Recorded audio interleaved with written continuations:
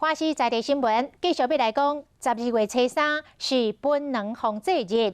根据这个本能防治联盟的调查，去年全台湾的成年人报本能的比例6.2%，相当是23000人。若国中生报本能嘛1.34%，比去年要搁较侪。专家讲，青少年是因为互相影响，才开始来报本能。行政院的政务委员准备要来推动本能专法，希望把本能的危害降到上低。槟榔摊看榜闪闪烁烁，阁有体格袂歹小姐专工体人家将槟榔送上车。就算卫福部研究显示讲，食槟榔得到喙空癌的风险比一般人悬出200倍，也毋过共款有真侪人改袂起来。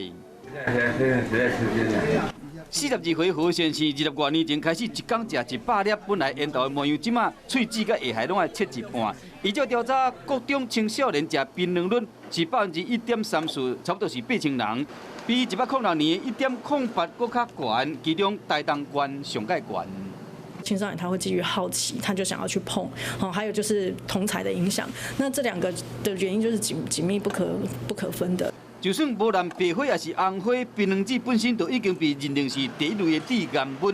行政院政务委员林万益嘛准备要推动槟榔专法。我们卫生部门、农委会或劳动部、甚至环保署等等，教育部，那我们也都有一些合作的机制。专家讲，要改槟榔的头一步，就要去看齿科医师，将喙孔清洗好了，才接受专业的治疗。佮用代替用品，像讲树奶糖也是脑糖等等，尽可能莫食槟榔，才袂去治疗喙孔癌。